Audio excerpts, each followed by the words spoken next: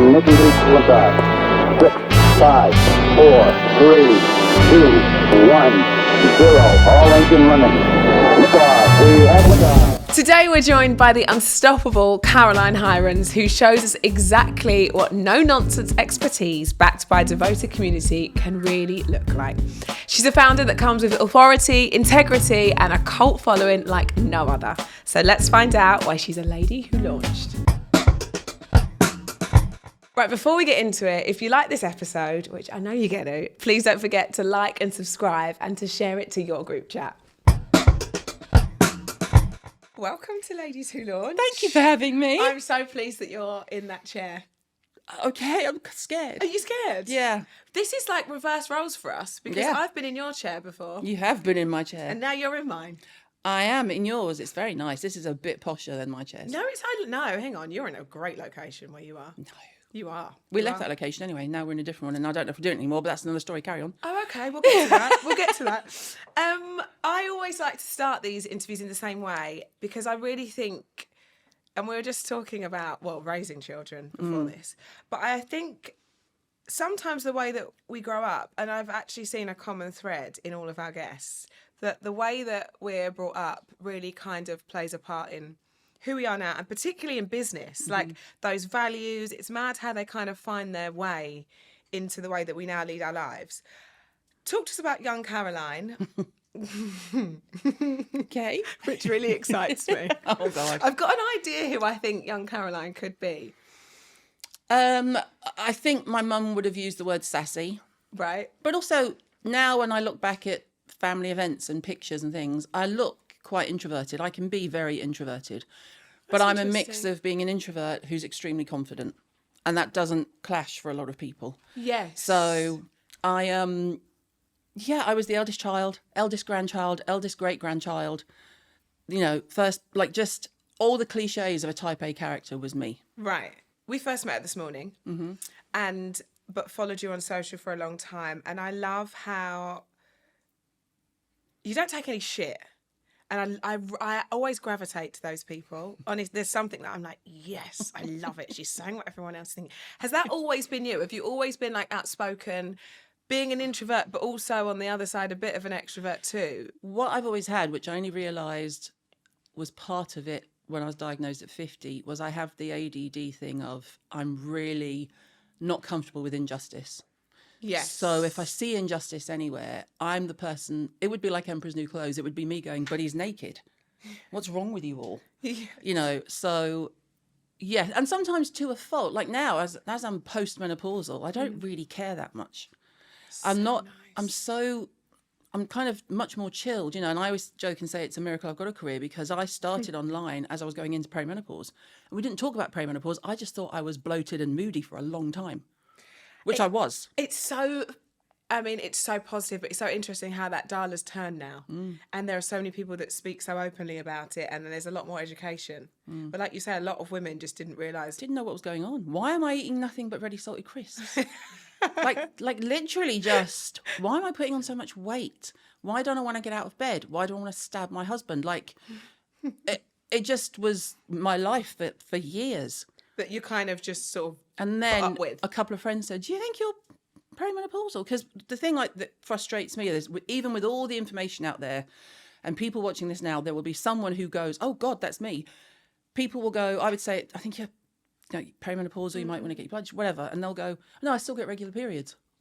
Makes no difference, guys. The minute you hit 40, like 35-ish plus, you're on the downtown train with your estrogen. Like, Yes. keep an eye on yourself. Yeah. And But also, we had no idea. because it's become your norm doesn't mean it's normal, and doesn't mean that that's like something that you should sort of sit in. I think as women we do that, don't we? Because we're used to sort of just getting up and carrying on and running This is my life the now. business, and this is my life. Exactly. I watch that. Law and Order Special Victims Unit and I don't move. with those ready sorted crisps. Yeah, and supersized packs. And then wonder why I was putting on weight. This doesn't really correlate. What's wrong with me? And then it took a friend going, why don't you go and see the hormone doctor? And I went, oh, maybe I'm perimenopausal. You think? But I had years and years of it. Of just kind of just Yeah. being So, that I mean, person. back to your point, when I would call out, in a way, it's why I've got my career, but it's kind of become what I'm always fighting against, which is the gobby thing. That's Because when interesting. when I was in my 40s, I was in the industry, I was qualified. I'd been in sort of senior corporate and above for years before I started the blog. And then I would have an opinion and give it and be confused as to why everyone else wasn't. Yeah. You know, and most of them would go, it's because you've already said it. We don't want to jump on a bandwagon. Right. You know? And sometimes it was absolutely valid and worth doing. Like the ones that are most famous are like calling out Gwyneth Paltrow for saying she just puts SPF where the sun touches her face. And I was just like, do you mean the whole thing? Because it doesn't just touch here, Doris. But I backed it up. Instead of just raging at her, I was very sort of eloquently, you're a moron. Yeah. You're a privileged moron. And here's 55 dermatologists who will back me up. So I did it that way. Right. Got a quote from all the derms and that kind of thing. And I didn't call her a moron. I was more polite. But I think because I would blurt, and 9 times out of 10 it was justified. And the odd time, you know, what I'm also good at is going, no, hands up, I was a knob. My bad. Yeah. My bad. And I love that. It's when people can't say, oh, do you know what? I messed up.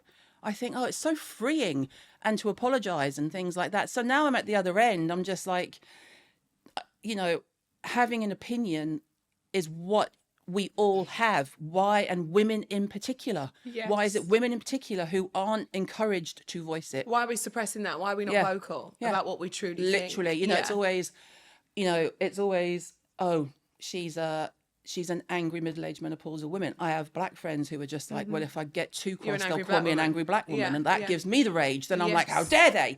So I'm just all for women having their opinions and opening their mouths. Yes, absolutely. Has that always been the case? Yeah, my mum was always, you know, she was a manager and she was always much more eloquent than me. She would never swear. She was a lady. But she would always just be, this is wrong. You know, the ethics were strong. This is wrong. This isn't justified. So the same thread, you know, it's always for the common good. Yes. It's, you know, it's never sort of just for pure violence. No. You don't wake up and choose violence. Some days you do when you're menopausal, to be fair. But now that I am very post-menopausal, it's the best time of my life. That's so nice to hear. The best time of my life. I haven't had a period in 5 years. So Gorgeous. I've had 5 years of freedom. And with each passing year, you get more and more confident. I mean, at 55, I'm fitter than I was at 44 and 33, number one. I am much more chilled, but I know what I absolutely will and will not tolerate. That is such a beautiful place to be. So nice. Such a beautiful and place a nan. to be. The dream. Yes. Kids climbing all over you like home time.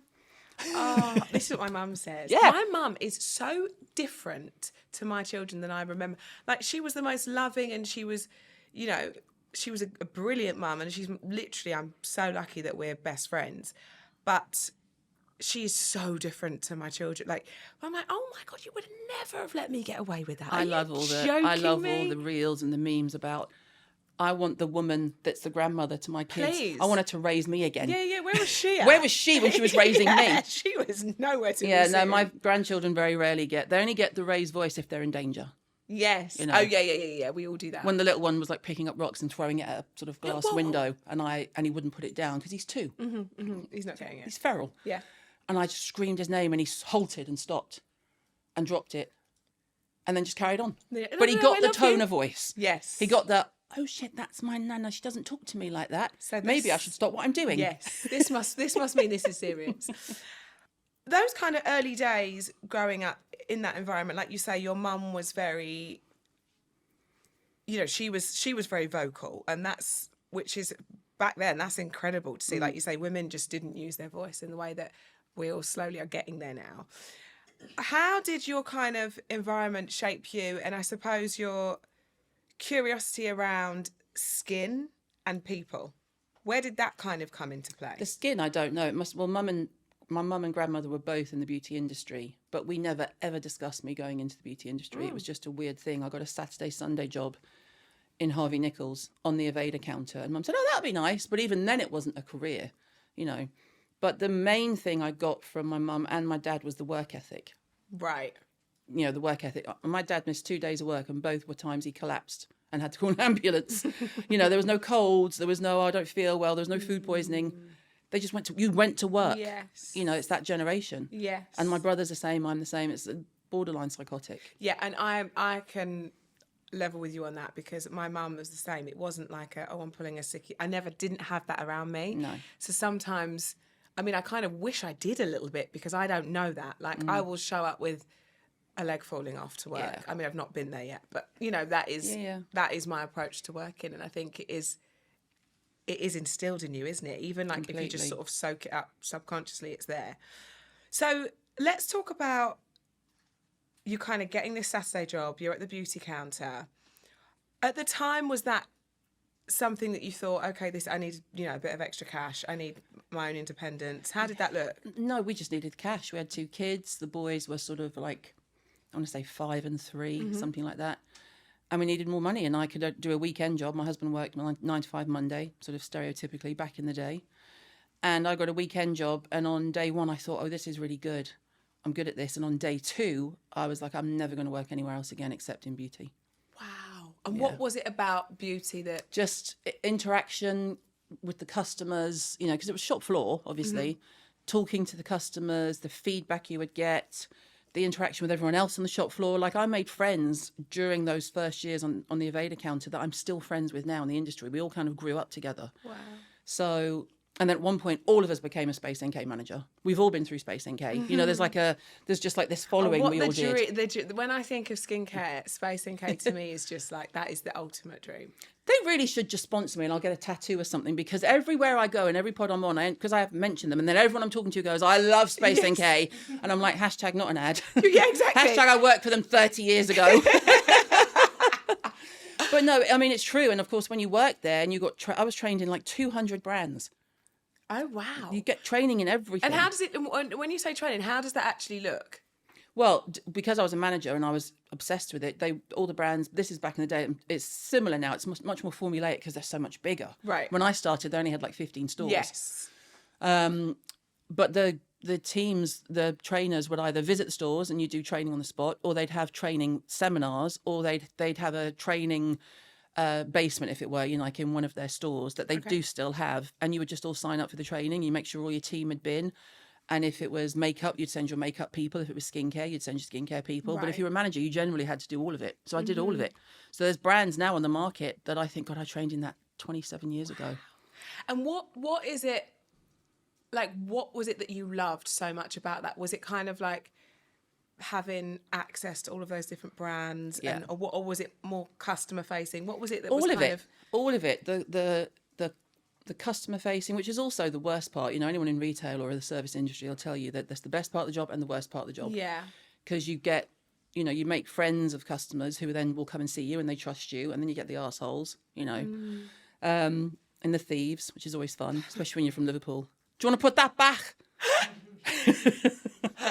Or they'll be like, oh, so-and-so, I think he's nicking over there. We'll go and stop him. No, we don't stop him. And then, you know, it's all, never put yourself in danger. I'm like, please, I'm a Scouser.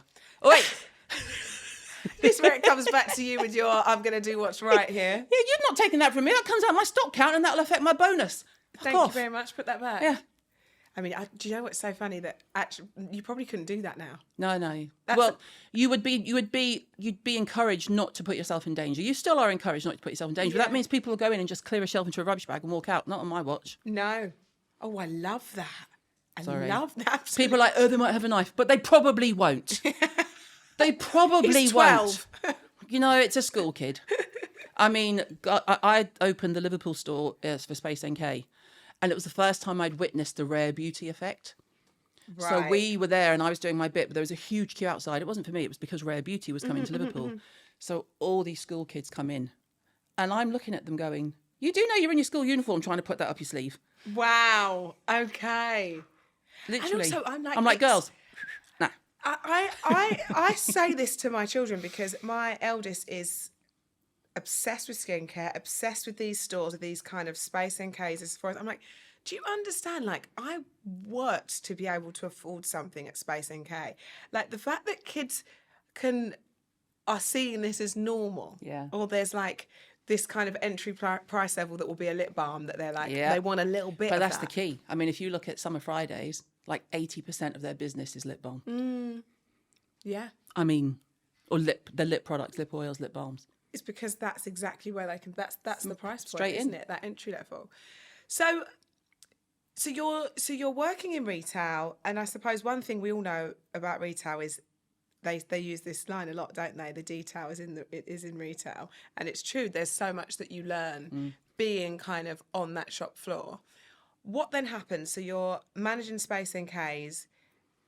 Then what's next? I gave my notice in because I wanted to go and do more skincare.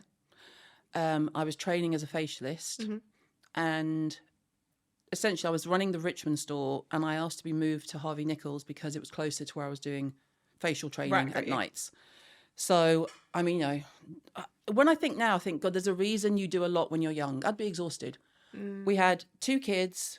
I was at work 9 to 5, and then I'd go to school afterwards. Gosh. It was just intense. There was a lot of intensity. Yeah. And I gave my notice in at Space NK at 5 o'clock, and at like 7:45 that night, I met Sylvie Shantai on counter. She came to the counter, and she was staying at the Mandarin across the road from Harvey Nichols. And she came in, and what would happen, and it still happens now, I'm sure, everywhere, not just in beauty, wherever the boss is.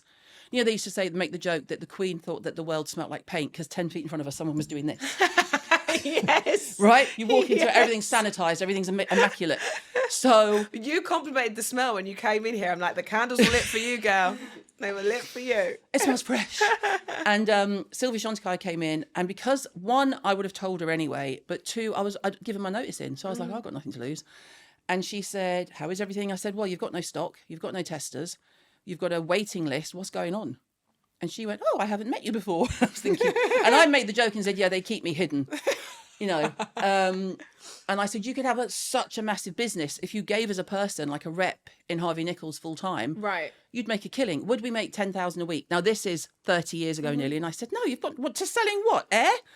But we had a laugh about it. Anyway, she said, come and meet me for a cup of tea after work. So I went to the Sheraton Tower behind Harvey Nicks, walked in, and I was wearing this fuchsia pink, sort of the Shantai packaging colour, but it just happened to be the scarf I had on. And Sylvie was very sort of into astrology, and she went, oh, darling, that is the colour of my packaging. You must work for me.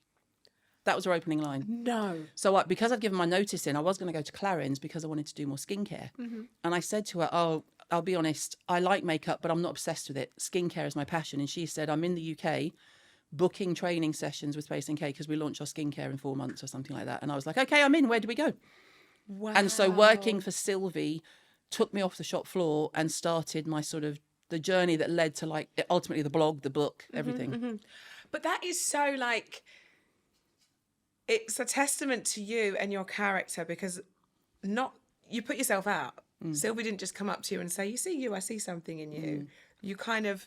She asked me a simple question. Yeah, but it's kind of important. And I think a lot of people are scared to put themselves in those situations and, you know, put their knowledge forward. And afterwards they might go, I wish she did this, but not be vocal about that. And it goes back to, you know, the same kind of message, saying exactly what you think about the situation gets you your dream job. Yeah. And it was a dream job. You know, she flew me to New York. I stayed with her at their house in the Hamptons. I was introduced to the family and I ended up running the UK, and then I ran Europe and I developed their treatments. And so I was there for a good 5-6 years. And the only reason I left was because there was nowhere for me to go upwards. I wasn't going to move to the States. Right. And I had a husband and 4 kids by the time I'd left. Wow. Poor Sylvie, she took me on and I had 2 kids in like 2.5 years. Sorry, mate, I'm pregnant again. I mean, we've got like 4 or 5 people off on maternity leave at our company now. And you just think, well, that's if you want to hire 98% women, that's what's going to happen, Hirons. I'm with you. And it's hard when your key players go on mat leave. You're like, I'm so happy for your baby when you're coming back. yes, exactly. I'm not going to put pressure Bring on you. the kid. Just checking Come in in for the meeting and bring the baby. We'll share it. Would you like a touching in day? So let's talk about, you're at this point then you've got, like you say, 4 children. When is the blog born? When does the blog come to life? The blog's born because you could only get at the time like 70 odd characters on Twitter. Yes. And I was talking to people about skincare. And one of my friends said, just blog it, because I was trying to tell people how to cleanse their face properly. Right. Because people were just talking about face wipes as if that was the be all and end all of skincare. Yes. Which I was forgot enraging. about that moment. I was just like, my God, come on, people, wash your face. That's not taking your makeup off. No. You're right, because there was and I remember that was like, probably going back to my girl band days now, that was it. Like, you took your makeup off with face wipes. Like, how was that even a thing? Like, now everybody knows, like, we should be double cleansing. We should be really looking after And they're our terrible skin. for the environment. Yes, and they absolutely really just move it around your face. Yeah. But it's crazy that was actually a thing. I mean, so It was a thing, and I was just like, please wash your face properly. And someone said blog it, and I put it on the blog, and that was it. Then the blog became somewhere for me to do what I'd been doing on the shop floor, but do it to a wider audience. Reach more people. And at what point did you notice that blog was really connecting? Like, 'cause obviously you start something, right? And yeah, I mean, pretty early on, because I was one of the first in terms of, I was there about a year after the sort of old timers. I'm an old timer, and then there's like the OGs. Right. So after like Sam and Nick Chapman, Yes. they'd all been going for a while. Jane Right. from British Beauty Blogger. But I was the only one mainly focusing on skincare. Right. And I really noticed that when I did focus on skincare, the post would get more hits Okay. because there was no one else really talking about it, and certainly not who was qualified Yes. and had put hands on people's faces. Yeah. And so it grew from there, really. And quite early on, I got traction. I became the blogger that brands would give their new release to, so I could talk about it. And then I would get invited to events. And my very first press trip invitation was for La Prairie in Monaco. Oh, gorgeous. Yeah, but they served us foie gras. Oh. You know, when you go, and there was we were on the table with the Spanish, and all the British girls were going, and the Spanish were, hey, I was ate the whole lot of that, and we were all like, Oh my God. yeah, it was a lesson. Yes. And then they put the meat down, and we were like, okay. And we're back. But with the drinks, the British coped quite well. Yes. I'm not eating that. drink through Yeah. the scary, it's like bush tucker trial. So you notice, and I think when you are sort of, and I suppose sometimes, like you say, you're getting asked these questions about skincare, you need more characters because you've got a lot to say. Yeah. But then you really realise the power of your influence when brands are like, we want you to talk about our product, we want you to come on this press trip. Was that kind of, that first trip, was that the moment that you thought, okay, this is really, No. people trust what I've got to say, Well, I mean, in terms of at that sort of brand level? Yeah, I mean, but bearing in mind, I had a quicker in because I was in the industry and I knew a lot of PRs. Right. Okay. So, working with brands, you would meet a lot of PRs, and because I knew a lot of PRs, and I never wanted to just slag something off for the state of it, for the sake of it. I never did clickbait. No. I never did the truth about, and then whatever the product was. It's easy to do that. And it works for some people. Yeah. But I knew that if I wanted to be taken seriously, in the same way that I knew when I was on the shop floor, if I was going to do facials and I wanted to be taken seriously and be qualified and insured, I'd have to get the qualification. So I thought, well, in order to maintain that level of respect, I didn't want to just be like, this is shit. Yes. I did occasionally throw something behind me and be like, well, that's in the bin. Like, what was the brand called that did all the masks and they did like Super Mario with glitter in it, like glow mud, that type of, Glam Glow. Oh, in the bin. Yes. And with them, I was just like, don't put this shit on your face. Wow. Okay. Fine. But that was a rarity. Yeah, but genuine. And it was in the middle of my reviews. perimenopause. And your genuine opinion, and Yeah. like you say, you're not going to be mad at everything, but certain things. Just aren't certain going to align things. with you. And so, I think it was when I would ask a PR for a response to something and get a reply immediately from someone high up, I'd be like, oh, they must think I'm important. Yes. Yes. And that's when it kind of, every time I got a post that got a lot of traffic, I'd be here, but I'd keep the audience. And then I'd do a post that got another lot of traffic and I'd keep the audience. And then I realised I was getting, I had a big audience on the blog. Mm-hmm. And so, that was the beginning of it all, really. And then the book. Mm-hmm. So then obviously we know how these things work, publishing deals, people. And I think now with particularly with online talent, it's quite I always know when someone's going to have a book because blogs are words too, right? Yeah. And you're kind of writing about something weekly, daily, however that looks. A book seems like the most obvious answer, right? People will want to listen to what I've got to say. How did the book come about? I didn't want to do the book. I pushed back against it for years. Really? I was just like, I've got the blog. What's the point? It's all there, free online. Mm-hmm. And then it took people going, no, I have an aunt who doesn't go online. I have a sister who wouldn't read your blog. I want it for my coffee table so I can sit and peruse. Mm-hmm. And I thought, okay, well, that makes sense, And again, I wrote it and we released it during COVID. No book tour, no fancy big dates or anything. And it was #1 on the Sunday Times bestseller. Jeez. week 1. And in the whole chart, not just non-factual. Yeah, that's it. I was like, it's a difference. have that, Marion Keyes. Out of every book, I'm joking. thank you. She's a goddess. But, you know, I was more surprised than anyone. Really? Yeah, because Why do you think? I have no desire. I had no desire, and I still have no desire to be a prolific writer. Right. It's not easy for me. With my ADD, sitting down to an empty page is a nightmare. Yeah. Like, ugh, no. But do you think lockdown really it sort of gave you that focus? No, I think meds gave me that focus because that's when I was diagnosed. But ironically, I'd written most of it. I couldn't get a diagnosis for ADD from the GP. They said, well, we'll put you on a waiting list. It'll be 2 years. And then they started asking me these questions for the mental health team, because obviously every borough is different. Mm-hmm. Have you ever thought about harming yourself or your children? I was like, no, but I'm going to harm you if you ask me anything like that again. I'm out. What? I was like, you're right, I'll go private. So I went private. I was like, I don't want that on my medical record. No, stop, forget it. I haven't got ADD. Forget I asked. That is such a crazy They jumped approach. straight to red. They jumped straight to red zone. Not, I'm having trouble focusing.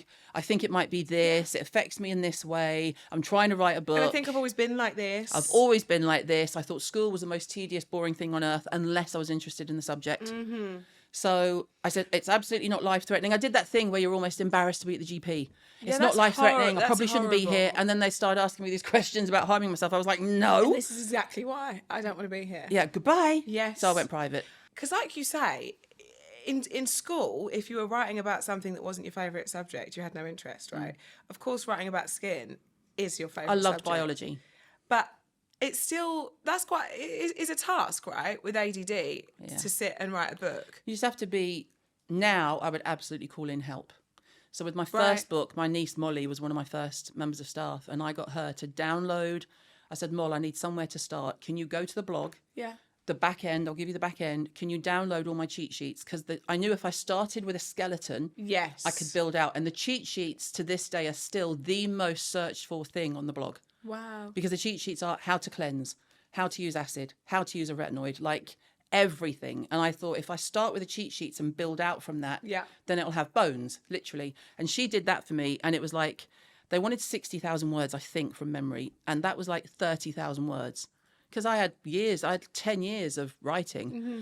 And then I self-edited and it went down to like 20,000 words. And I was like, shit, I'm going in the wrong direction. What am I doing? But once I've got it in front of me, I can make it me. It's like the skeleton and then elaborating on certain moments. Exactly. But having that structure. But an empty piece of paper, I would type, this is an empty piece of paper. Yeah. I just can't. And, you know, it always makes me realise now, obviously with hindsight, how ADD my kids were, because when Ben, our eldest, was in school, we got a letter from the school and it had a copy of a report he'd written for English or something, and Jim and I were laughing and they thought it was really serious and he needed help with his mental health. And we thought he'd never looked healthier because it was a subject he hated.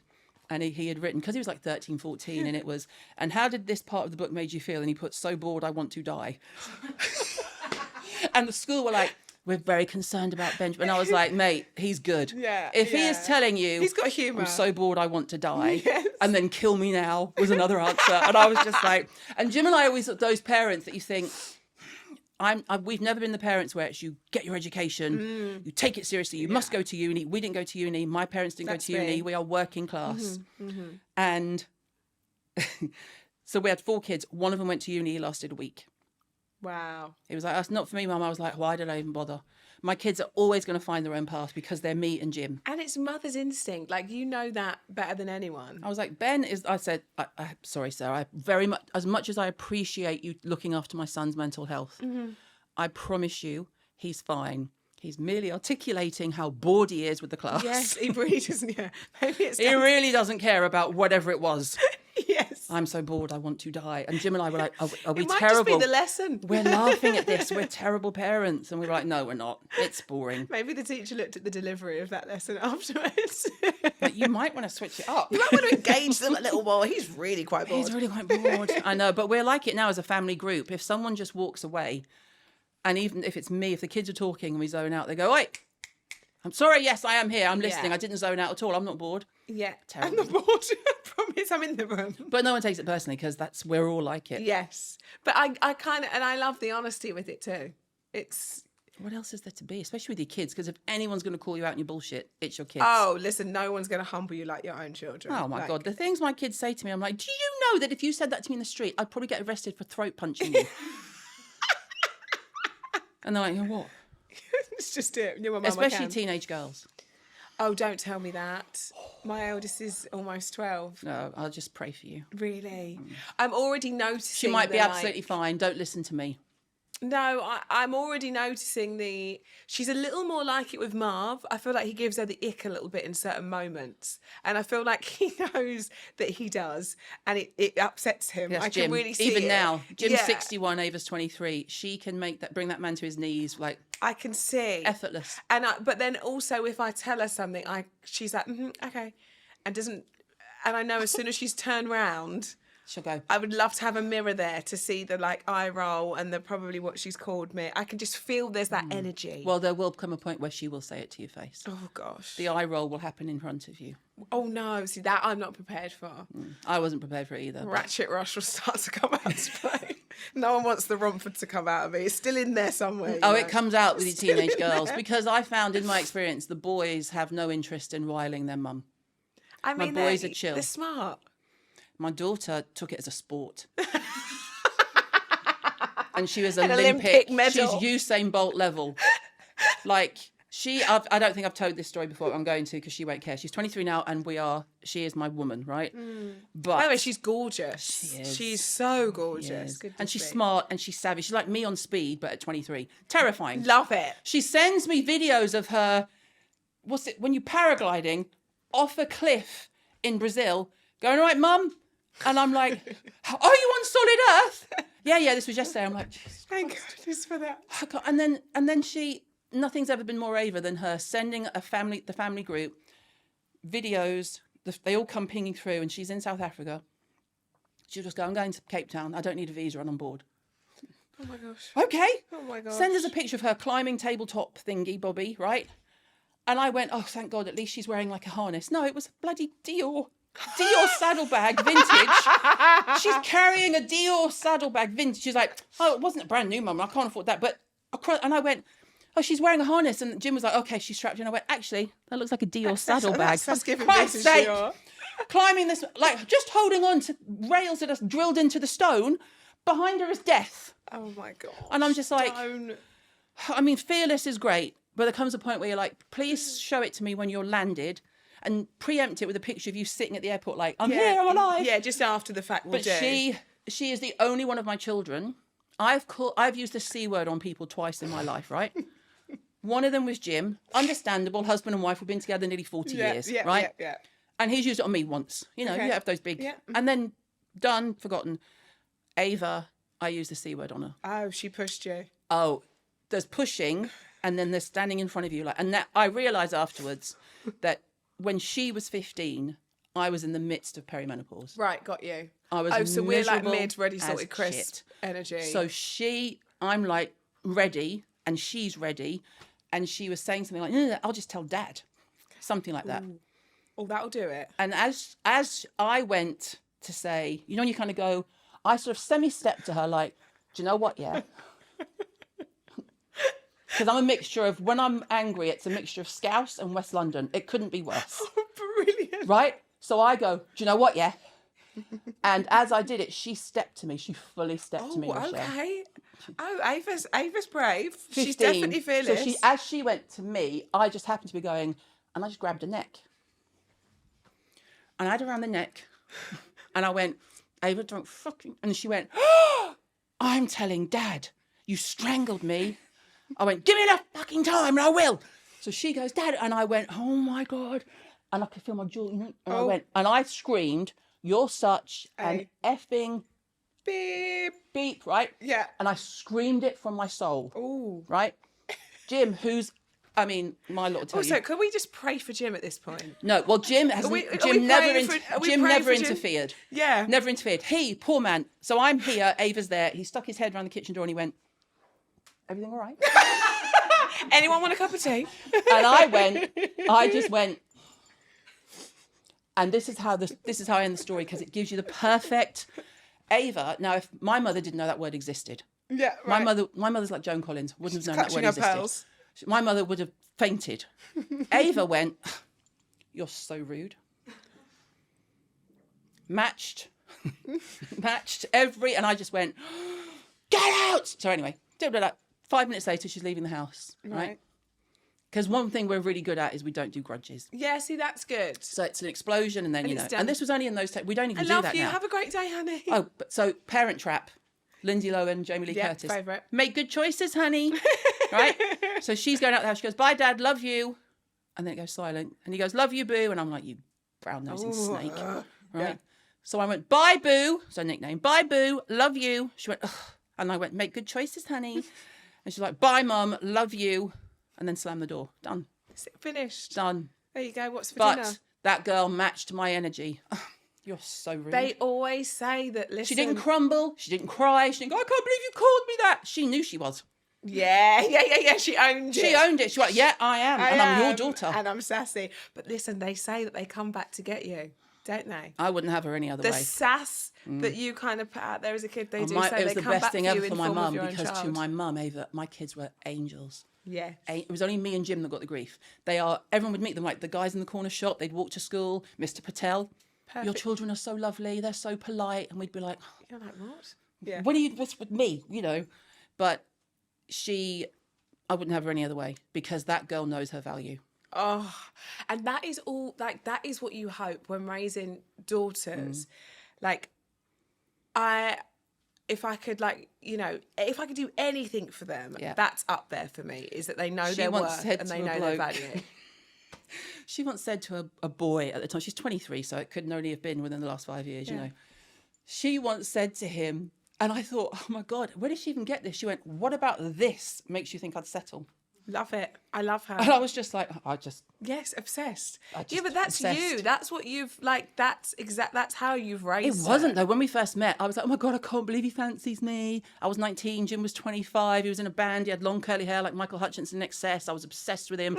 And he wasn't nearly as obsessed as he should have been with me. And my mum spotted that. She was like, Oh, yeah. "He needs to be more obsessed with you." Yes. And then it switched. It slowly switched, And Then I'd be like, "Whatever, fat man." And he'd be like, devastated, yes. Oh, you almost like played the system a little bit, like, and we're gonna dial this up. Yeah. This new. Yeah. And then you have, I had kids, and that turns you into this ferocious, It does. The lioness comes out. And then you have grandkids, and you're a beast. But the nice beast. They get the nice A nice bit. beast. Let's go back now to That's me rabbiting for an hour about Ava. No, But I it's love a good it. story. No, I love it. I want it. I want it all. But I want to talk about, because we have our babies in life, and then the business baby comes to life, and it's almost, for me, I had 2 children before I launched My Little Coco, and some days I think I envy people that their business is their first baby and they put everything into that. But actually, I really see the value in raising kids and having that, because weirdly, it teaches you so much. So much. And I think it's a really funny way. And I think sometimes I wish for time and for sole focus that I had my business baby first. I don't, though. I think you're right. I think having the kids, I had the 4 kids before I started my own business. And I had patience of a saint. Exactly that. I had balance, because nothing was as big a drama as your kid not being well. Yes. You know? You knew the juggle. Everything. So I think the skill set I took from being a mum of 4 and working corporate into launching my own brand is why the brand was successful. Yeah, it gives you the best foundation. I very rarely get aggy to the point of like, "Argh." I think Louise, my niece, is my PA. She was my first employee. I've hired 2 members of the family. There's like 55 employees, but I only have 2. No, but I love that. It sounds like I though. just like I'm Kanye. I just hire people that my cousins. But she was my first hire, and she's seen me properly lose it twice, and both times were absolutely justified. Back in the day, and she would just come and put a cup of tea in front of me and quietly go away. She knows that, and Yeah, but same. also that's where it's really powerful to have family around Yeah. too. She gets it. She understands you. So let's talk about, you launched Skin Rocks in 2022. Yeah, Built it independently. yeah. I am always so intrigued in the idea of like something being like a little seed of imagination to then becoming the beauty empire that it is. What was the moment that you knew that it was the right time for you to create your own brand? A couple of things. I had made a lot of businesses a shitload of money. Right. And I thought, what about my own kids? What about them? What about the pension pot for my kids? Yeah. You know, and there comes a point where you're like, it's a bit like with a book. It's like, well, what's the legacy? The legacy was she was a really good consultant. You can talk about it all you want, but are you going to get off the pot? Or are you going to have a wee? Yes. You know? Yes. So it just became like there wasn't really any other option than to do it, because the blog had become so big that working with brands was even more, as a consultant, was even more difficult, because they would expect that because I was working with them on the blog front, that on the consulting front, that I would automatically give them all this free promo online. Yes, and glowing reviews. Yeah. Yeah. And couldn't be negative about anything, which I didn't really do anyway, because I always tended to work for brands I really liked. But it just became inevitable. It was like, oh, I've got to do it myself. Right. You know, you have one too many things with brands where you're like, oh, that's just bad, and I told you that was going to happen, you didn't listen, so maybe I am onto the right thing here. I'm going to do it myself. And then what was the first step that you took? Because obviously you've got all this experience, you've got the engaged following, you're a Sunday Times #1 bestseller in all books, thank you very much. Twice. You know the problems that the consumers are having, you know what they want, you know that they take your advice. So you know you're onto something here. But equally, starting your own business, it's hard to know everything right at the start. It really, really is. What was the first step that you took? Probably talking to Al about it. So Al is our managing director. Okay. My business partner. So she's a shareholder in Skin Rocks. And she's been with me from year dot. She's the person who got the name Skin Rocks. She texted me one day and was like, this would work with XYZ. And I was like, oh, no, you're actually right. That would work, because we couldn't get the name. I didn't want it to be Caroline Hirons. Yes. First of all, no one can pronounce my surname. I'm always Hirons, Hirons, like this. I mean, Eamon on this morning, they had to do it phonetically for him on the screen. He couldn't get his head around Hirons. Hirons, I'm like, it's all right, Eamon. And then I purposely wound him up, because Man U had lost that weekend, and I just really stuck it in. Oh yeah, that'll do it with Eamon. So I'm looking at the teleprompt, and they had to spell it HighghrUns, Hirons. I'm like, oh, well done. Oh, right, okay, right. Jesus, all right, broadcaster. So I didn't want it. It's too many syllables. It doesn't sit. Yeah. And it's different now, but back in the day, people I'd met who had their name on a box were generally arseholes. Wow. And I was like, yes. I don't want my ego to come into it. It's not me. And also, if you're thinking with a business head, down the line, if you want to sell, you can't sell your name or you lose it, like Joe Malone, Bobby Brown. So I learned from the old school sort of Lauder acquisitions, don't use your name. It becomes a real tricky territory, isn't it? So you want to build something that stands on its own. So your shareholder, that was the first... Well, Al and I were consulting together. So I brought Al into the consultations together. I was just like, look, I'm doing this. I'm getting more clients than I can handle. She had done mat leave, and I said, leave that job. Come and do this with me. So we did it together. We were consulting together. We launched the kits via CH. So I have two businesses. I have CH, which is me, which is a bit like you, you know, broadcasting books, sponsored deals, and the kits. Yeah. And so the kits, ostensibly over in CH side, funded Skin Rocks. Got you. And once we started Skin Rocks, then Al became, you know, managing director over here. And that's when we started hiring people for Skin Rocks. Starting out, because obviously you've got, like you say, you've got another side of the business, and you know, I have the same thing where there's different facets, and then that can then like fund My Little that. Cocoa isn't going to go into the same bank account that This Morning does. It's not going to go into that, no. But like you say, that would bring alive something else, because you can, when it's yours, that's how you can figure it out. So Skin Rocks was and is to this point entirely self-funded. Yeah. I started funding Skin Rocks in 2020. I think we bought the name. I think we launched in 2022, and we got investment 2 weeks ago. Wow. Self-funded for like 5 years almost. Right. I want to ask so many questions about this, because when we might need drink. We might need to. You know what we do? We've got rosé in the fridge. I'll crack you a bowl. When it comes to self-funding, right, there's always that kind of, do I do it? Do I give away a piece? Do I do that early on? Do I wait for that moment? Because there's always so many, and I've said this a lot, there are so many opportunities that will land on your lap when you've built a successful brand, when you've got that engaged customer, when you've got that following. So many opportunities. But to do that, the cash flow always has to be there because, of course, when you're placing an order, you need that cash flow to do so. But then there's loads of things that are quite hard to meet when you're doing it out of one pot. And of course, you're selling the product. And as quick as you're selling it, you need to place that other order, but you need that money to top up everything. Not cash flow is the main issue. Is always the main issue for everyone. What do you think starting, and we'll get on to investment afterwards, starting those first kind of, so how many years is that? Sorry, 2020 to 5 years? Mm-hmm. Well, it's 2 years since we launched, 2.5 years since we launched the product, but we were 5 years in sort of development and everything else. What are some of the biggest challenges you think you faced being self-funded? Purely the cash flow, really. And it wasn't really a challenge until we got to the point where I said, okay, this is going to sort of tie our hands now. We should probably look at investment. Mm-hmm. But for the first few years, we were fine. We were flying, because lockdown happened. The kits were flying. Right. So the CH side of the business was flying and was cash heavy and was able to fund Skin Rocks. Mm. So we kind of built the business. When we were talking to investors, a lot of them were completely baffled that we were at the stage we were at, because we're making good money early on, but we've got a big team. Most of them were like, your team is massive. And I'm like, well, we've built something. We're ready to go. What are we talking in terms of big team? Like 50 plus. Wow, yeah, that's huge. But we were like, but the vision is we get the money and we're ready to go. We don't need to do a glossier and get a load of money and then spend 6 months hiring, because people that you need to hire have a 3-month notice period and all of this. We're ready.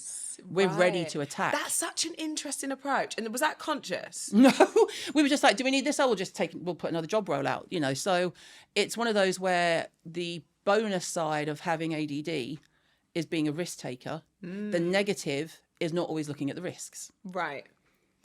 And was there a risk that, like you say, that you can't always foresee, but was there one that really stood out to you that you didn't look at that cost you slightly? The app was expensive. Right. The app was expensive, but the way we're going to pivot the app, I think, will be pivotal, no pun intended, and will really be a game changer. But the app was a far more expensive piece of tech that I didn't realize. I didn't realize that when we signed up to do it. Yeah.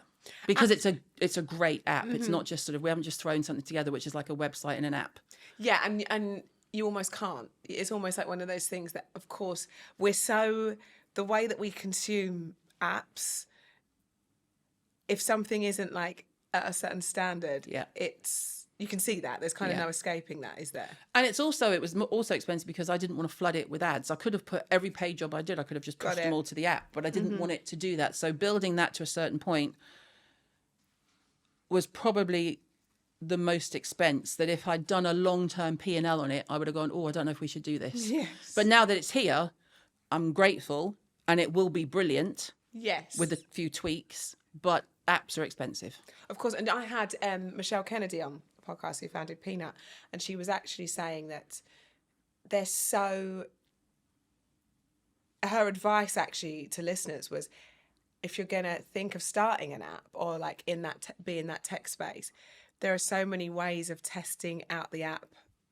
Yeah. Not in an app before you get there. Yeah. To really commit to it. So like create a WhatsApp group, see if people engage with it. There's lots of ways to test it, not in an app setting, before you plow all your money there, because it's such a kind of, it strips you of cash, doesn't it? It really, really does. I want to take you back to the first week of launch. Mm-hmm. How did it look? Was that a scary moment for you? Were you really excited? How was that? No, I was excited because, like I say, it felt inevitable. And we'd done lots of kit launches and had sellouts and things. But the spin we had to do as a business was we were launching something that wasn't going to sell out. It was just going to be kind of a stock item. I didn't want to do the drop ship model for my own business. Yes. That's great for the kits. Yes. You have a limited edition of thousands. They sell out. You generate a wait list for the next one. Bob's your uncle. And that's the formula. Yes. But for longevity of a brand, you can't have constant sellouts because people will go elsewhere. Of course. So it was exciting. It was, it just felt comfortable and inevitable. Mm-hmm. And what do you think you were most excited about? Because it's such a toiletries, skincare, in that space, of course it's a saturated market, but there's always that thing the problem that we want to fix as founders, and that then becomes your reason. How did that look for you?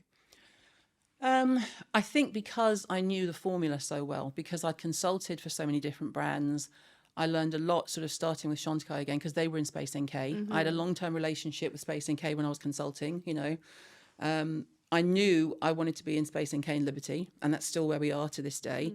So those deals were done before we launched. Right. I was like, okay, we're going to do this. I want to be in all doors. Here's the margin. And they were fantastic because they knew with me, they had someone who's a known entity and knew exactly how they worked. Yeah.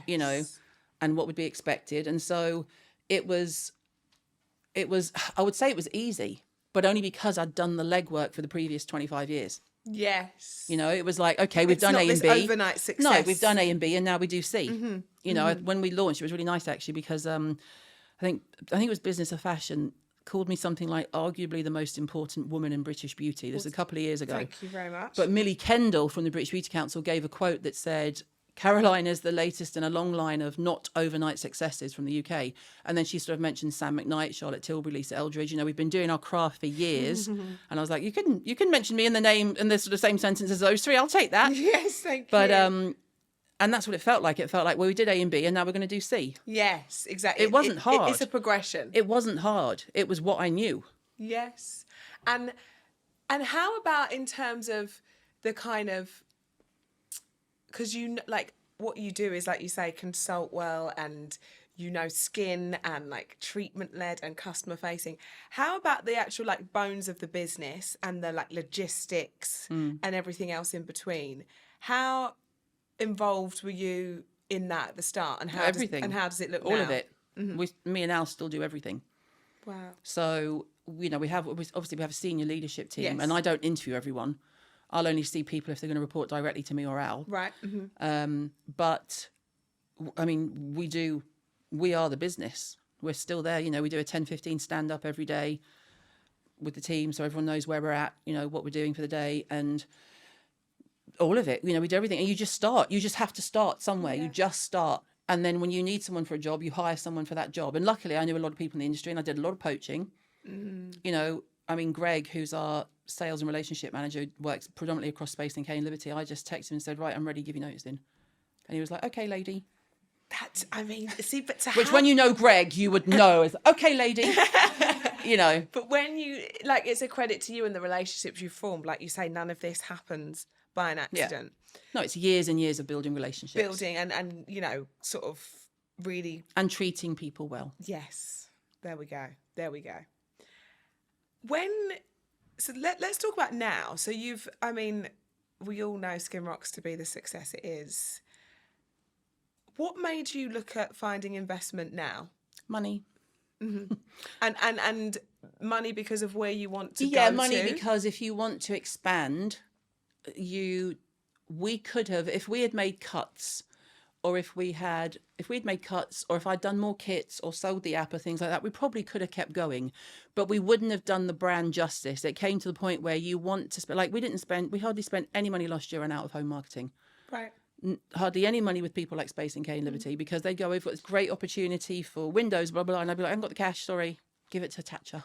Yes. Someone else, Yes. So now it felt like in order to present the brand at the stature and keep it at the level it was at, we needed more investment so that I could take my eye off of making money to fund the brand. Yes. And is that quite when you've done everything yourself and of course it's your baby, how does that investment feel to you? Because obviously you want it to scale it. Yeah. I think everybody gets to that point. I'm arriving there now myself, where I'm like, I feel like I've successfully taken my little Coco where I think I can and with what I know, and now I feel like we're definitely in that position where we're ready for an army of people to come and help with that.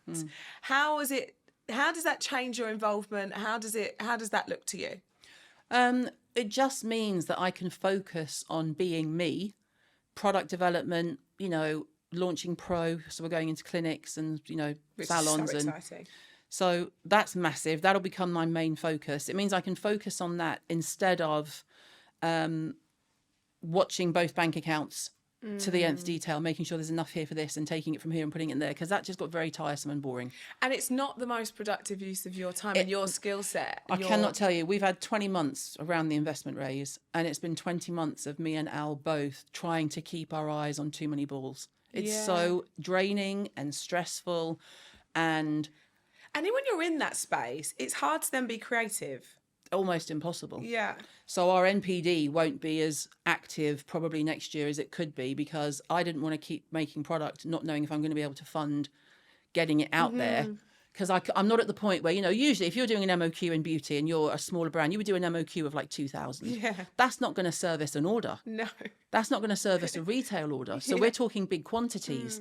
And unless you can do that, why would you go too far down the formula road, So we'll catch up. It'll be fine. But it just became, I'm looking forward to having investment from people who've done it before with different brands, who bring a different level of expertise. Because I'm not ego driven.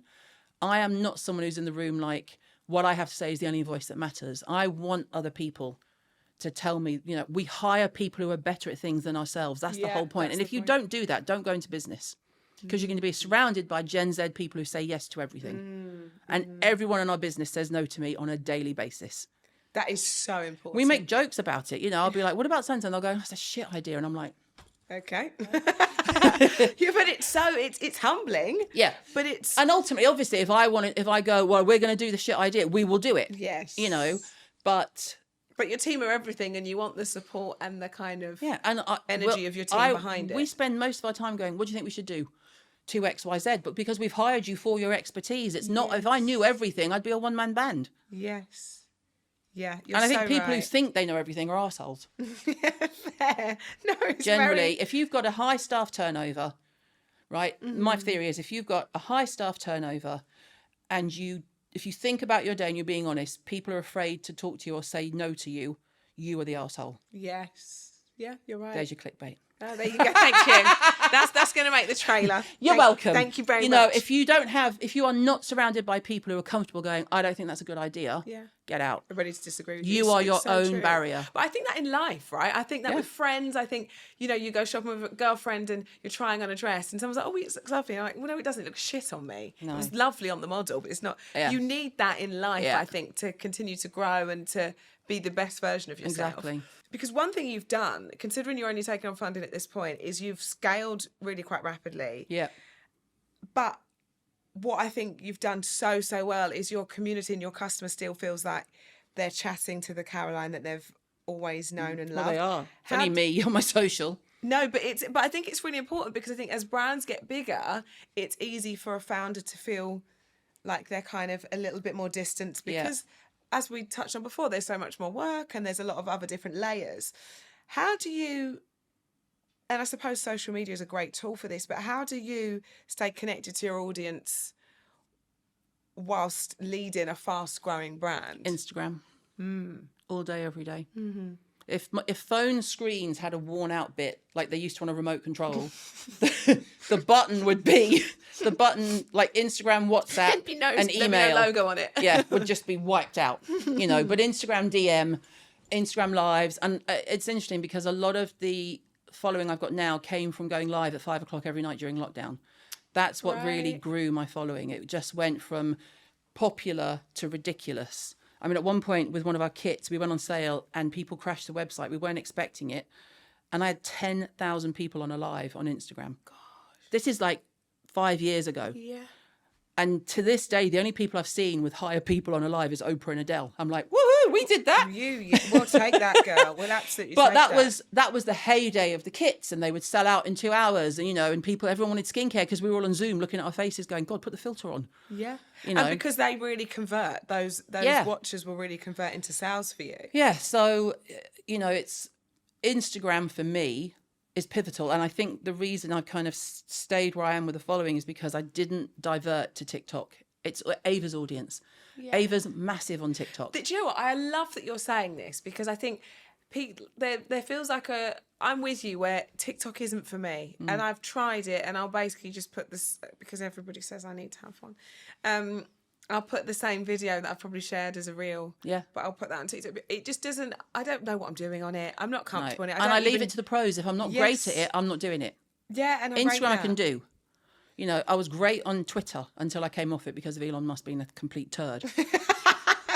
Close that account. Yes. So, but Instagram is my day-to-day contact with people. And you're still as engaged as you were, which I think is so, so brilliant to be able to keep that and still be able to put your time there whilst everything's going. Yeah, I mean, I'll be honest, the last 20 months or so, it has dwindled, as in my time has been totally spent elsewhere in terms of the investment, what it meant for the business, trying to make sure that CH was making enough to fund Skin Rocks. Like it was robbing Peter to pay Paul. Yeah. Like we've been up shit creek and been like, oh, there's £4,000 in the bank. Oh, thank God we got payroll done. What's next? Yeah. You know, and that's just not comfortable. And that doesn't bring you joy. No. That does not spark joy, Marie Kondo. No. I want to be sparking joy. Thank you. Yeah, and that's I want not to gonna spark do it. joy by making more product, going into pro, and having people at the table who have done it before, whose opinions I will value. Yes. Because like I said, I'm not led by ego. I will sit and listen.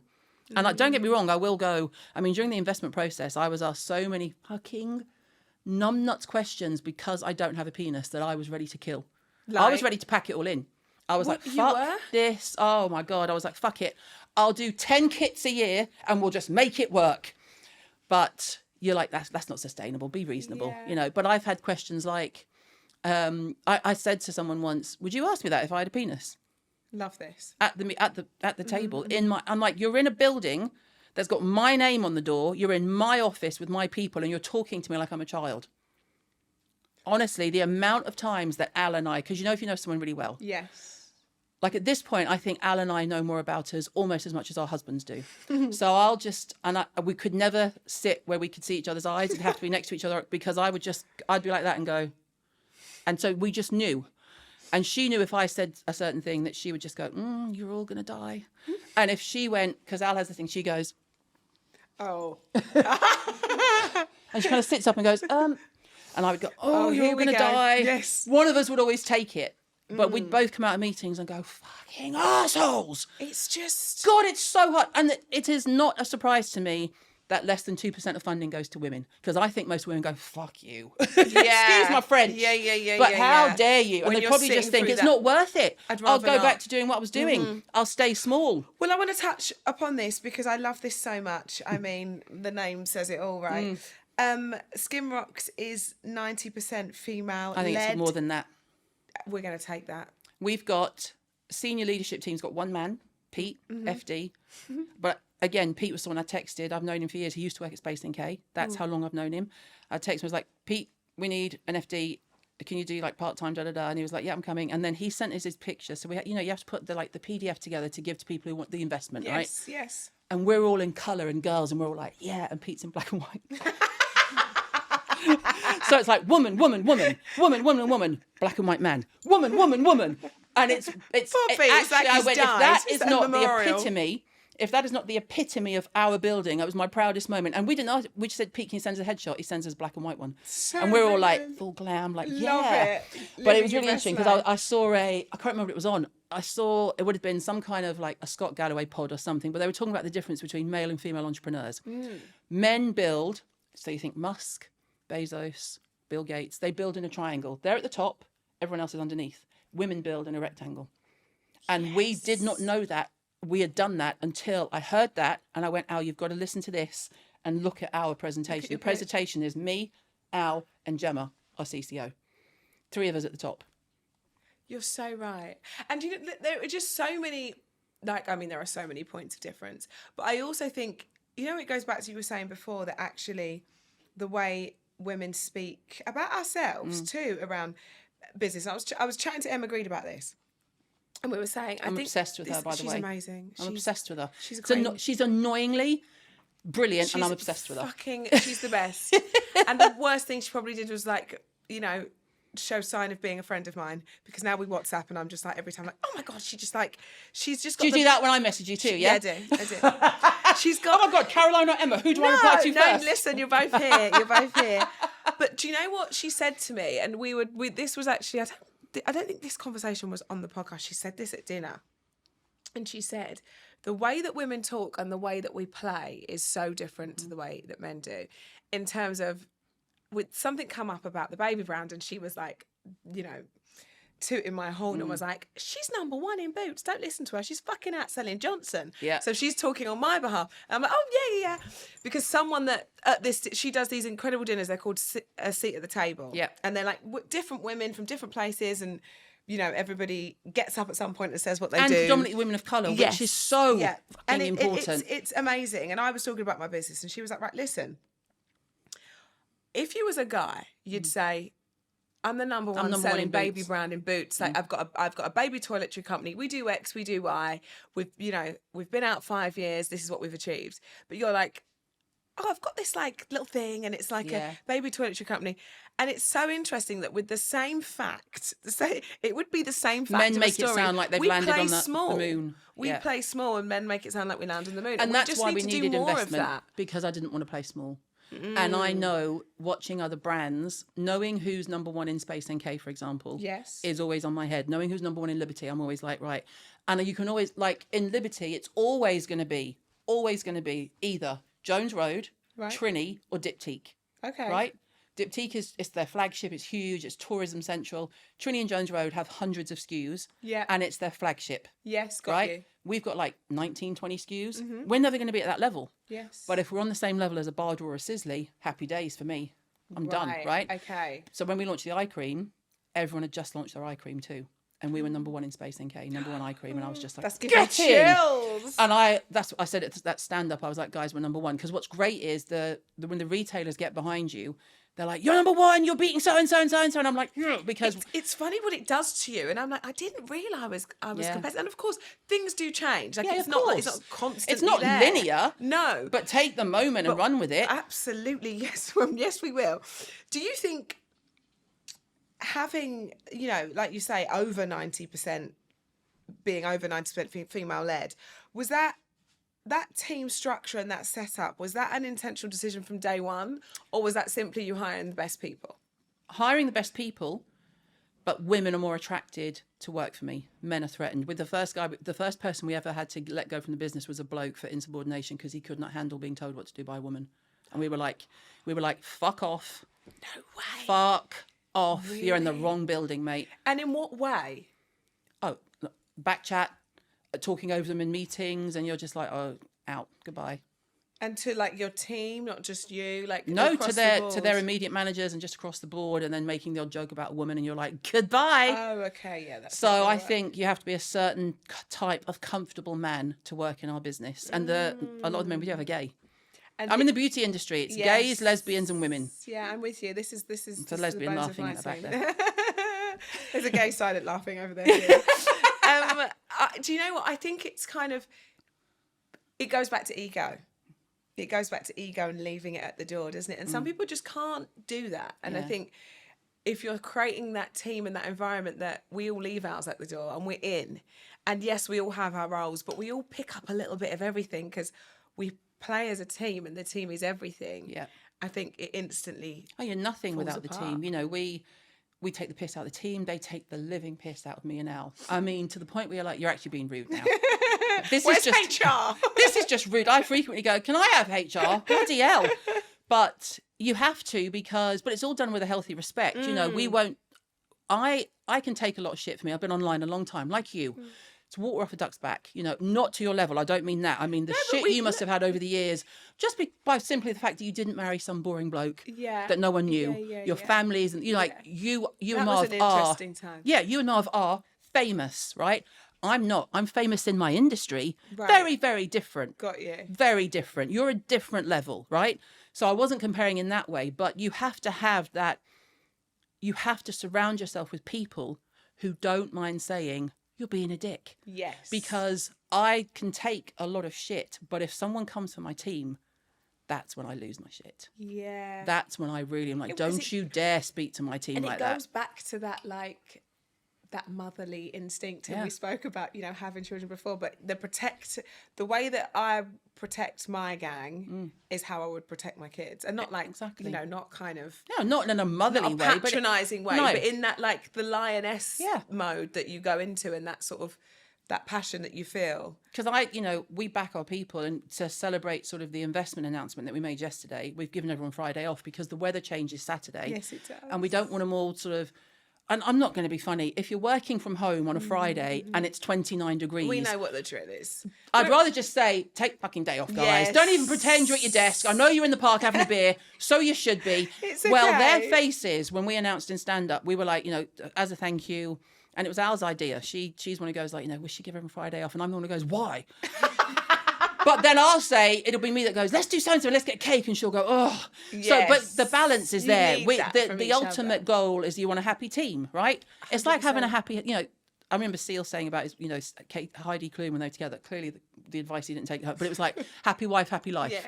happy team, happy me and Al, right? Yes. And so we said we'd like to give you Friday off. I mean, 5 of them look like they're going to cry. I bet. And then immediately, of course, there's like 3 hands up going, I already had Friday off. Can I have the day back? Can I take you're like, Thursday "For fuck's sake, too? be happy." Yes, Just exactly. deal with that later. But having a great team is everything, and that is strange. That is the hardest thing we had to get across to potential investors. Our team are everything, and you just have to. If you want to come on board, you can come on board. But I'm telling you now, when you're not going to come on board and persuade us to let 15 people go just to make a budget, that's not going to happen. No. So you're either in or you're not. I love that. And then we go home and go, we've got no money. And you go, oh my God, what if they say no? We've got no money, and the team need their baby bells on a Monday morning. What does your day-to-day role look like now? Will that change at all with the investment? Well, hopefully I'll have more time to do the Yes. stuff that they need me to do. Yes. Like filming. I'm not going to look at Liv because she's going to look at me and go, we haven't done any this week. Yes. So like filming and doing more going back to doing Instagram lives because that's what most people want me to do. And it got to the point where it felt like, oh, I have to do an Instagram live because the eye cream's just launched, or I have to do an Instagram live because we've got a kit coming up. Yeah, We're like actually a bit more transactional. it got too transactional and I was too exhausted. And then in the middle of all this process, my mum passed away like 2 years ago, end of March. And that took me out of the business for a month, but it took my head out of the business for about a year. And so I was there. Grief will do that. I was there, but I was just sort of there in a hallucinatory way. I was like going through the motions. Right. So I feel like the investment will get me back to being me, which is what the brand was built on, and talking about ingredients and talking about skincare and still talking about other products. I have the confidence to talk about other products. There are people who launch a brand and they never mention another product again. And I'm like, that is so transparent. How do you not see that? Yeah. I'm the first to go. The only thing I won't do is like over elaborate on how something good if it's a direct competition for us and I know that they see me as a competitor. Yeah. But if someone wants a brilliant eye cream and they can't afford mine and they ask me for something in Superdrug, I'll do something in Superdrug happily. I did a Superdrug campaign at the beginning of this year. I've done This Morning. I've written books. I mean, I've done everything. I've done pods. Being the face of Superdrug for like 2-3 weeks is a different ball game altogether. Really? Because it's every high street. Every single high street has a Superdrug. From the tiny ones to the big ones. Wherever you were, my big boat was in the window. Yeah. And it was, I had family members in Australia, like people I hadn't spoken to in ages, but only on Facebook going, Jesus Christ, this is you. And you just forget, and it goes back to like, you forget, and they say that the high street is dying, but actually like it is. The high street ain't dying. It's not. It's never going to go anywhere, and I think it's going to have a big comeback. I think traditional retail is going to get a comeback. I hope so. And we can see it with our sales, and Boots again on every high street, and we see that. And I think, and people, we were actually in a meeting actually, and we're talking about like a research meeting, and actually, because of particularly with kids and the preteens, and because of the kind of interest in skincare and everything else in between now. A trip to the high street is now becoming a day out. Yeah. And whether that's like you go and you get a coffee and you might not be able to afford it, but you have a little window shop. It's becoming an activity and a something to do again, and I love it. Yeah. Because that's what I did when I was growing course, up. So that's what we all I did. bloody love it. Right. I want to do the rocket round now. Oh, God. I love this. We're supposed to be quick fire. Okay. We never are because Oh, God. it's always two women This that does love to sound talk. like me. So Okay. it never ends I'll up try quick and be fire, quick but we'll fire. try. What do you believe are the non-negotiables for launching a business? Passion. Passion. I could launch 15 other businesses tomorrow. They wouldn't be as successful. I could launch a golfing attire business. I don't know anything about golf. People were trying to get me excited about Rory McIlroy recently. I was like, yay! I have no idea. No idea. I could get involved in a curtain business just to make money, but there would be no passion. I'd be like, oh, they're very pretty. Yeah. Passion. Passion leads always, because it always comes back to that. When the days are hard, you need the passion to keep it. That's what alive. gets you out of bed. When you've only got $4,000 in the bank, you're like, oh, fucking hell, I better get up. Yes. I've got people to feed. Absolutely that, and that's the passion is what will keep you there. When did you first realise that you truly launched? I don't know, to be honest, because it's a blur. I suppose. Was there one moment? Sometimes it's one person that's seen something. I suppose Space NK. That's full circle. Just because it was absolutely full circle. Doing the Space NK training, talking to people that I'd known for nearly 30 years. So it's probably Space NK. Okay. Hashtag not an ad. Hashtag not an ad. Hashtag there are other retailers available. I think they should give you shares at this point. Do you know what I mean? What is the first thing you do when you wake up and the last thing you do before you go to bed? Put my phone down, pick it up. I'd say pray, but we all know I'd be fucking lying. I don't wake up and pray. I don't say my prayers before I go to bed. I put my phone down. I turn the telly off. Whatever. I mean, I've only recently put a telly in my bedroom after like however many years. And usually I'm too tired. At night time, I'm just asleep. I'm out. Same. Take my HRT, gone. And in the morning, I pick my phone up just to check, nothing's happened overnight. And then I end up on Instagram and that's it. I'm away. And then hours gone before I realise. I'd like to say I jump out of bed at 5 a.m. and I work out, and I don't.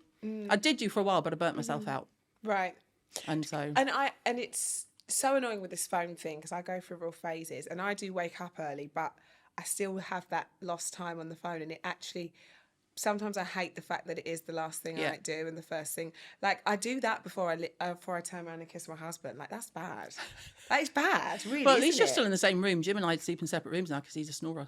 There you go. The height of luxury. When the kids move out and you've got a spare room. Like, see ya. Yes. I love you. Good night. I'm going in my room. I'm off to my quarters. One piece of advice that you wish you hadn't listened to. Oh, anything that would have made me smaller. Oh, you sure you want to do that? Anything cautious. Which, to be honest, I didn't listen to. That's why we ended up being skint. That's great. We are where we are. There we go. Now I will listen because we have shareholders and we have money in the bank that doesn't belong to me. Is that going to be hard for you? No. No, it's a freedom. Yeah. It's a freedom for me because, one, I'm not funding it anymore. Get me back to creative and get me back to NPD and filming and being me. Yes. Poor Al's the one who does all the legwork. What's a skill that you'd love to learn that you feel like could help your business? I was going to say learning how to play guitar, but I don't think that's what you mean. Probably something more around tech. But to be honest, I don't need to learn the skill because I've hired brilliant people to do it. Yes. And I'm not someone who... I don't want to be the master of everything because you can't be, Yeah. So, no, I'm good. I'll just hire people. Yes. And also, I was saying this the other day, that if you learn the thing that you think would add value to the business, you're kind of... It's like 5 you're always steps doing back, something else. because then you're not freeing up your time in the right way. No, I think having value on your time and what it means to you and what it means to the business is important as you scale because, my lot joke because I'm always in a cab. I don't have time to take public transport. Are you joking? Yeah. First of all, I carry like a bag lady. So I've always got at least 2 or 3 bags with everything in because I go from pillar to post. I live near the tube, but the office isn't particularly too close to the tube. The time it takes me to do that, I can be in a black cab, pay 10 quid and be working the whole time. Yeah. It's how you value your time. Yeah. You don't want to make... And also those decisions that make your life...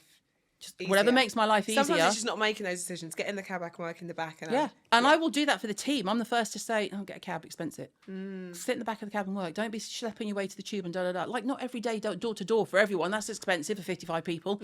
Yes. But, generally, if they're with me, they know we're in a cab because I can work. We can work, we can talk, especially in London with a black cab. Yes. You're like, boom, boom, boom, bus lanes, mate. Get me there quicker. It's so true. It's not a luxury, it's an expense account. Like, it's literally get me there. I want a bus lane, I want a black cab, and I want to be able to work in the back of it. Yeah. All boxes ticked. I love this one. What's one thing you wish someone had told you before you started your business? how tired you might be. Although I expected to be tired.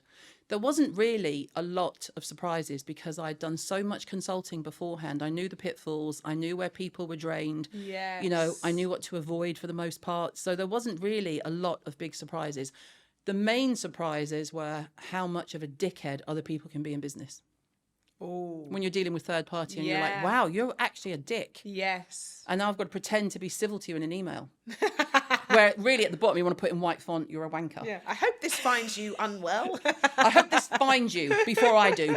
Yeah, exactly that. You don't want that. What would be a dream brand collab for you? You know, we're seeing now there's this real power in like brands coming together, and there's this new wave of even like those like dual press trips where two brands are putting one on. And Yes, not stupid, sharing the fees. yeah, exactly. But also kind of making that real impact. What would be a dream brand collab for you?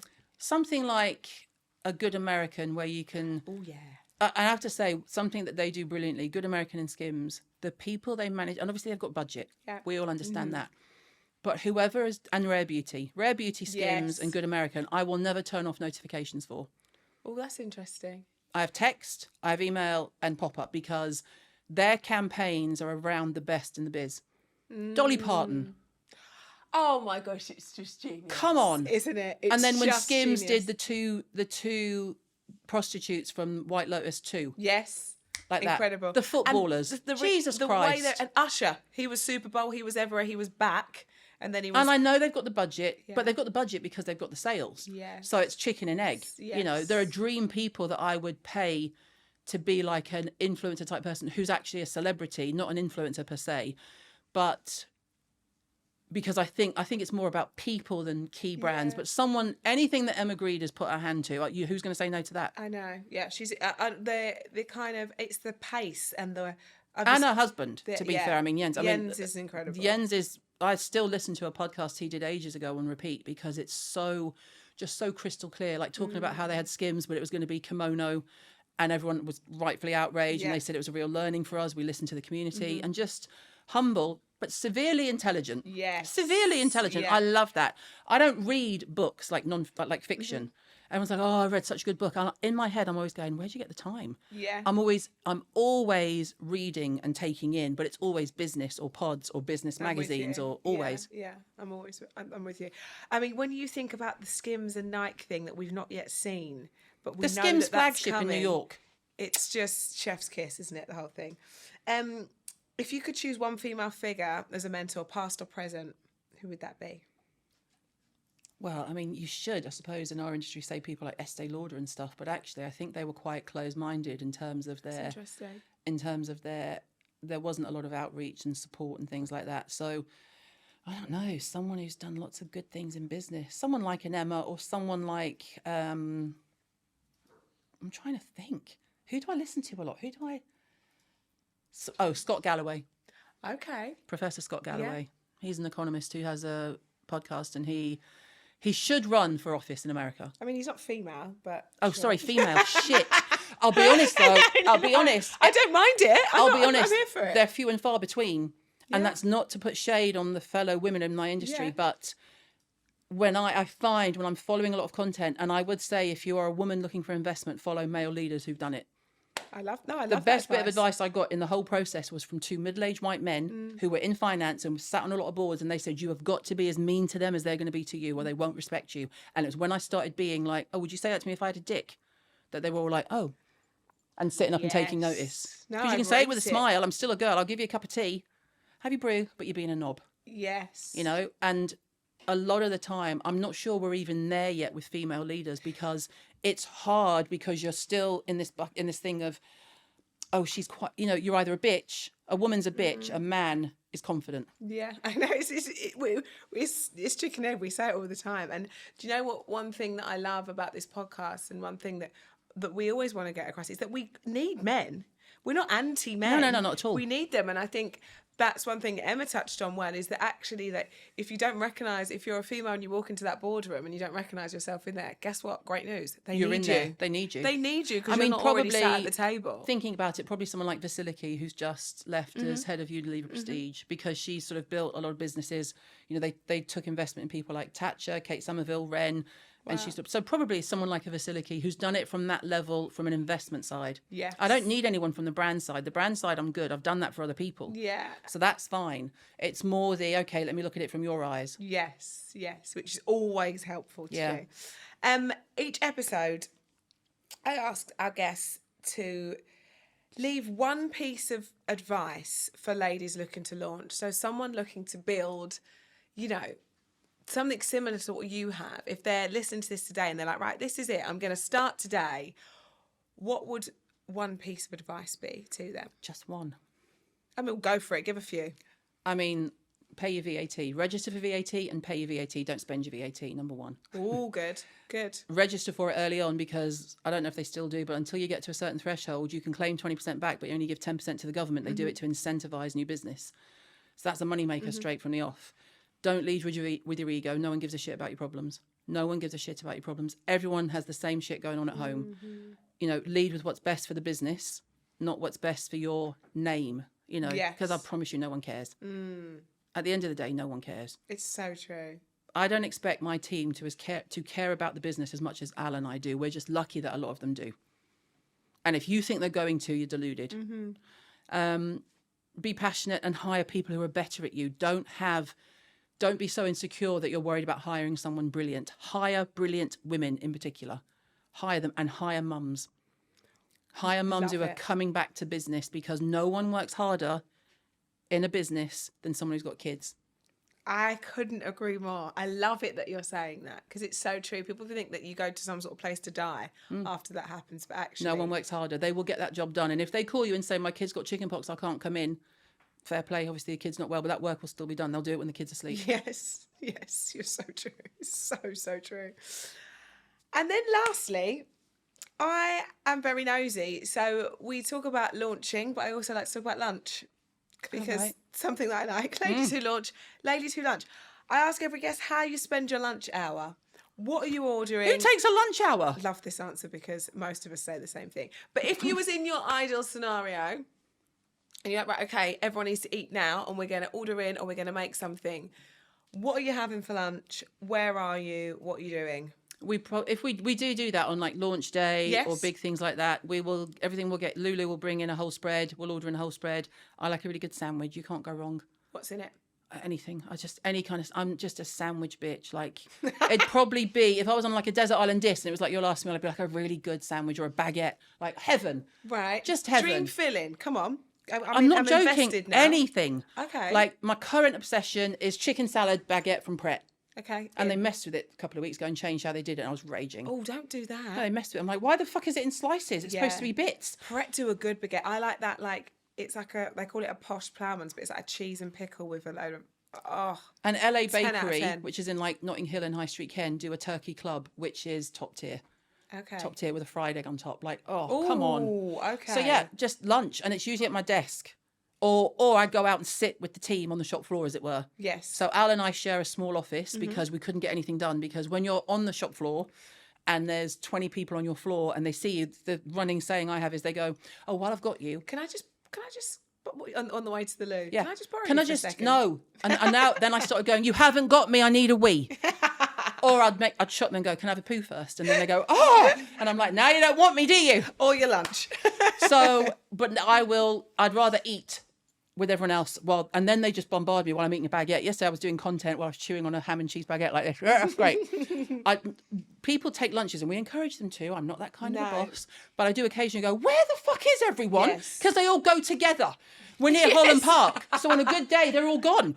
I'm like, is there anyone from marketing in the building? Mass, lunching on mass. And they're like, no. And I'm like, oh, they're all downstairs. I can hear them. So the kitchen overspills into the outside bit. And, so wherever there is a desk, I will sit and eat. Yes. On the go. I'm an on the go lunch kind of girl. I mean, taking time out of the day to go and take a lunch hour has not been something I've done for decades. I'd just rather get home earlier. You know what I mean? I don't do that either. I'd rather just... No, but either way, but I don't it's have like young kids at home, it's different. I'd rather just be like, I'm leaving now, so let's get this going. Yeah. Thank you so much. Thank you for having me. I've loved it. I've loved talking to you. I feel like we've covered a lot. I'm sorry for all the bad language. I'm not. We like bad language. But I feel like I should say No, but I feel like it's good. The men don't apologise for swearing. No, exactly. So we're not going to apologise. And I read something that says that honest people swear. And people who swear are more intelligent. I didn't know that. Yeah. We're going to take that. But Like yeah, that. if you're honest, you swear. I'm clearly superior. So fuck intelligent. it. Thank you so much. Thank you. My girl.